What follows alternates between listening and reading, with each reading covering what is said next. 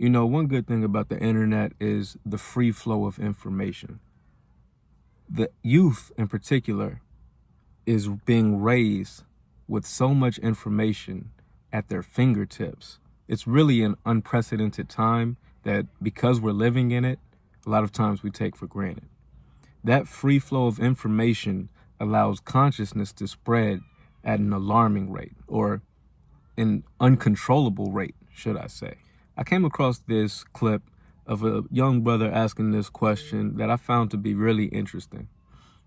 He asked, what year did the disenfranchisement of Black Americans cease? Check this out. You know what? Because I want to start the pot again, and I made that video about reparations, right? And I had all the racist white people in my comments mad, and a couple racist minorities, which was strange. But they always say, oh, you know, Black people always think they're the victim, always talk about being the victim. Okay, you know what? I want to do a little thought exercise with you for a second, all right? Which Black people in American history were victims? I just want to know. Because if you say no Black people throughout American history were victims, you can't be reasoned with. You're an imbecile. We can't talk to you. So, throughout American history, which Black people were victims? Slaves? Okay, slaves were victims, and that was up until the 1800s, right? Okay, were the Black people who went through Jim Crow, were they victims? Okay, so we got all the way up to the 1960s now. Now, what about the Black people who were the I know y'all hate that word. What about the Black people who were the victims of the crack epidemic in the 80s that was allegedly, in this anime that I'm talking about, put there by the government itself? Were they victims? Okay, so now we're all the way up to the 1980s. What about the war on drugs? Those people who had the substances placed in their communities and then got addicted to it, and then the government started the war on drugs when they put the substances in the community in the first place. Now we're up to the 1990s. Were they victims? Okay, now if you say it stopped at the 1990s, which was like somewhere between 20-30 years ago, were the children of those people victims? Because, you know, with all that history before, were their children victims? Congratulations, we've reached modern time. So at what point, I just want to know, from a racist person's point of view, when did Black people stop being victims? When? Genuinely asking. I know I'm just going to get a whole bunch of slurs in the comment section, but I just want to know, from your racist perspective, when did Black people in America stop being victims? I just want to know. Now, that's a fair question. That's a fair question. And let's just take this thought experiment a little bit further. If you are arguing or having this conversation in good faith, I think we all can and should acknowledge that the slaves, people who were kidnapped from their homes, forced in ships, or forced, because there were natives here as well, kidnapped from their villages and forced to labor for free for hundreds of years, have your kids sold off, have your cousins and family members eaten, because mind you, there were a lot of cannibals at this time. That's one part they don't like to talk about. Anyone arguing or having this conversation in good faith acknowledges that, yes, the slaves were victims of, racism. Now, for the purpose of this conversation moving forward, I'm going to use the word disenfranchised. The reason I prefer disenfranchised is because it's a little bit more clean. It's a little bit more specific. When we talk about victimization, there's a lot of emotion tied to that word. I can go into the power of words in a different video. But for the purpose of this conversation, we're going to use disenfranchised. So yes, the slaves were obviously clearly disenfranchised. Jim Crow. Would anyone argue that the people who were born into apartheid Jim Crow were not disenfranchised?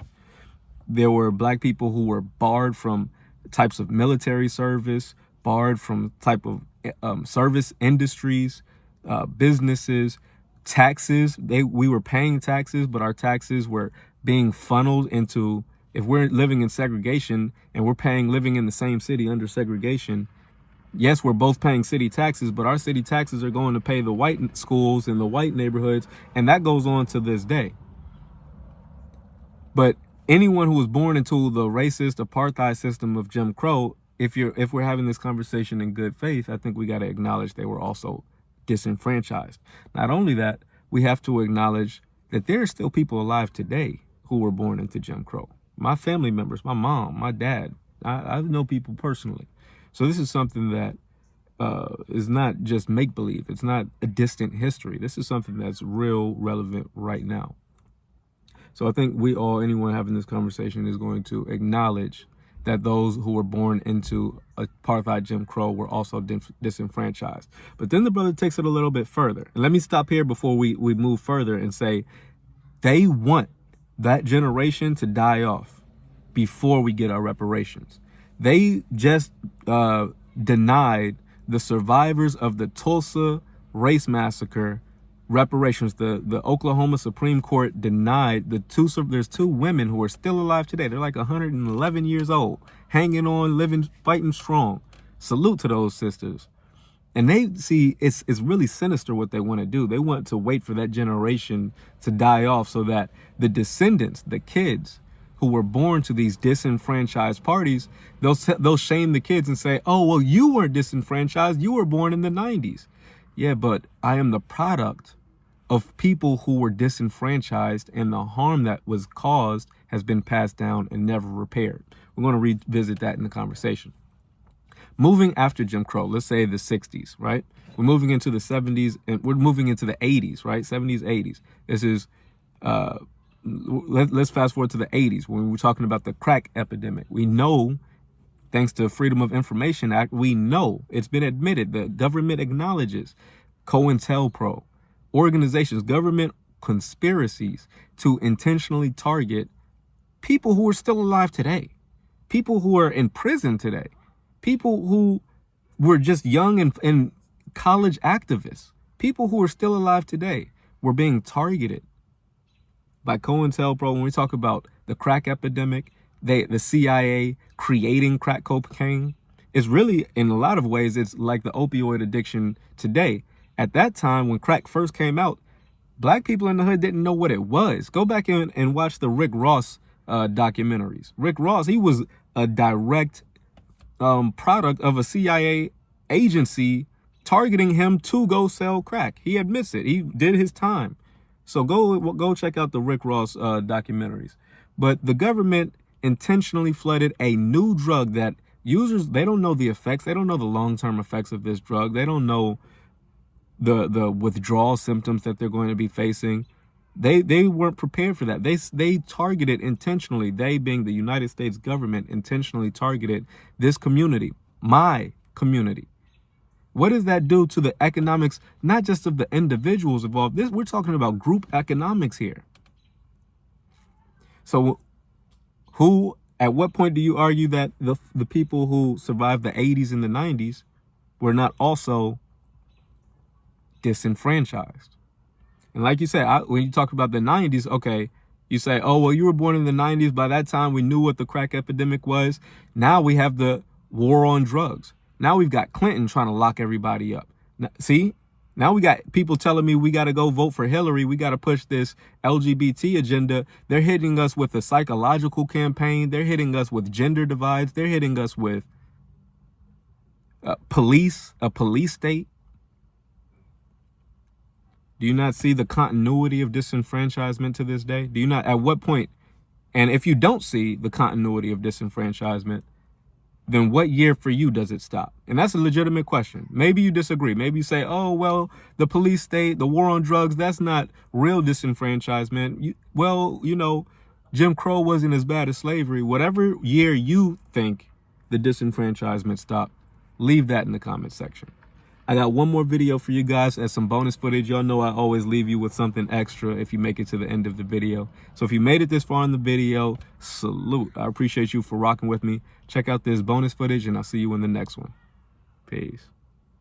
Trump, why would descendants of the transatlantic slave trade get reparations to leave if they were never in slavery? Oscarville, Georgia, 1912. White mobs violently expelled the entire black population. The land was later submerged under Lake Lanier to erase the evidence. East St. Louis, Illinois, 1917. Over 100 black residents were murdered in a white mob attack. Homes and businesses were burned while police stood down. Tulsa, Oklahoma, 1921. Black Wall Street was burned to the ground by white mobs with support from law enforcement. Up to 300 300 were killed, 35 city blocks destroyed. Rosewood, Florida, 1923. A white mob destroyed the entire town after a false accusation. Survivors fled to the woods, never returned. Detroit, Michigan, Paradise Valley, 30s to the 50s. Redlining locked blacks into overcrowded zones. Later, I-75 was put right through the heart of Detroit's Black Business District and Cultural Center. Chicago, Illinois, Black Belt, 1930s to the 40s. Redlining confined black families to overcrowded housing. Banks refused to lend. The city created laws for residential segregation based on race. Vanport, Oregon, 1948. A flood destroyed housing for 18,000 residents, mostly black war workers. The government failed to warn them. No rebuilding followed. St. Louis, Missouri, Mill Creek Valley, 1959. The city demolished 5,000 black homes in the name of urban renewal. 20,000 residents were displaced without replacement housing. Miami, Florida, Overtown, 1950s. I-95 was put right through Overtown, a thriving black community. Residents and businesses were evicted, never compensated. Durham, North Carolina, Haiti District, 1960s. A self-sufficient black business district was wiped out by highway construction. No restoration or reparations were ever provided. Philadelphia, Pennsylvania, move bombing, 1985. The city dropped a bomb on a black home, killing 11 people, including 5 children. 65 homes in the black neighborhood were destroyed. Baltimore, Maryland, highway to nowhere, 1970s. A highway project destroyed a black neighborhood and was never completed. The land was taken, the people were displaced, the road project totally abandoned. This is a testimony against your nation before heaven and earth. I done ran up all these bands up and hand that made like 5 bands a day. I was broke, came up with a plan, now I'm the man, there ain't no stopping me. I done ran up all these bands up and hand that made like 5 bands a day. I was broke, came up with a plan, now I'm the man, there ain't no stopping me. It ain't no stopping me. Got bands, I'ma run it up, it ain't no stopping me. I was broke, came up with a plan, now I'm the man, it ain't no stopping me. Got bands, I'ma run it up, it ain't no stopping me.